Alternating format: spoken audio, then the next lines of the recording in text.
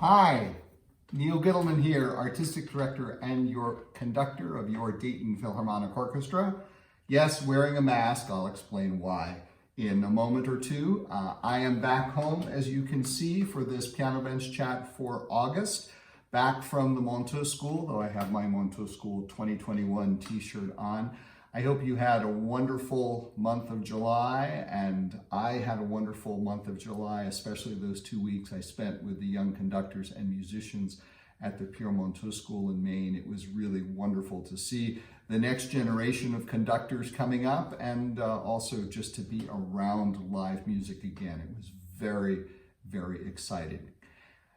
So, August for me is also very exciting. It's a normal August, getting ready for the new season. That's what August is all about for me, studying scores, especially new scores. But I also take some time to spend with old scores as well, even a score that I know as well as Beethoven's Eroica Symphony. Now, that wasn't Beethoven's Eroica Symphony. That was the beginning of a piece he wrote a year before the Third Symphony, a piece now called the Heroica Variations, because it has the same theme in it that Beethoven used in the finale of his Eroica Symphony. Now, the finale of the Eroica begins with some really fast music that I couldn't possibly begin to play on the piano, but it sounds something like this.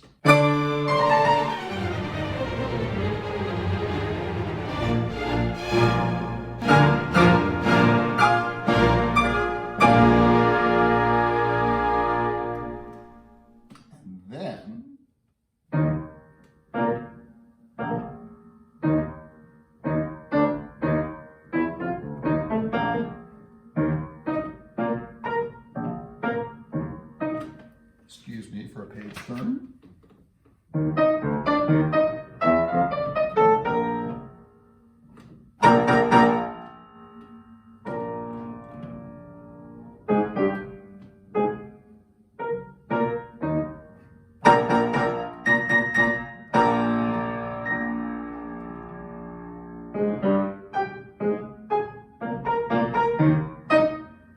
So he's back at the same theme, and even maybe a little bit sillier.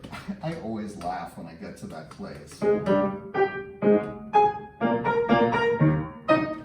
And it is kind of funny how the finale of the Eroica has that silliness to it, because the Eroica was meant to be, and is, a grand piece. Beethoven intended it to be the biggest, loudest, also softest, most grandiose piece anyone had ever yet written. You may know the famous story how originally the piece was called the Bonaparte Symphony, dedicated to Napoleon Bonaparte, because Beethoven, a very politically oriented person, thought that Bonaparte was the future, the person who was going to get rid of all the royalty and all that silliness that Beethoven was not so interested in, though he was happy to take their money for writing pieces of music. But Beethoven thought that Napoleon would usher in a new democratic era in European politics.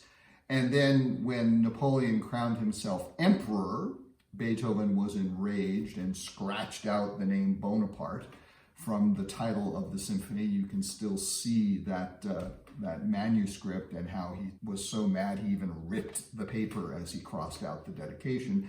And then he retitled it Symphonia Eroica, Heroic Symphony in memory of a great man. So the Eroica has this very exciting, energetic beginning, these powerful chords, and then the second movement is a solemn funeral march. The third movement is a boisterous scherzo, and then you have the finale, which is really kind of full of joy and sometimes silliness.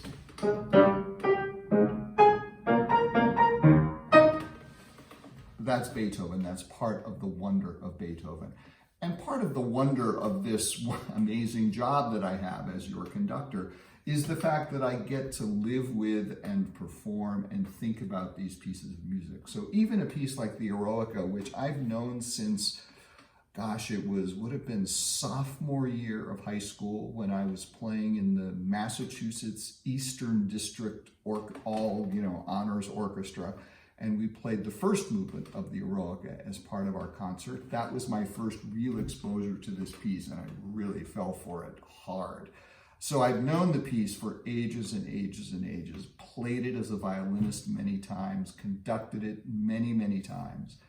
But still, when August comes around and it's time to get ready for the new season, I'm still going to take this piece out and look at it as if it's something completely brand new. And one of the things that's amazing about Beethoven and all music, of course, is every time you pick it up and look at it, if you look at it with fresh eyes, you see new things, and you see things in a different way. As you change, your view of the music changes. So it's always so invigorating at this time of the season to be just burying myself in the music and getting ready for the amazing concerts that come up. The Heroica Symphony happens to be on the very first concert of the season, October 1st and 2nd, the first program of the Dayton Philharmonic's Masterworks series. It's going to be a great, great concert with a relatively new piece. We played a smaller version of it last year by Dayton composer Austin Jakewith, his COVID-era piece called Heldenleben 2020.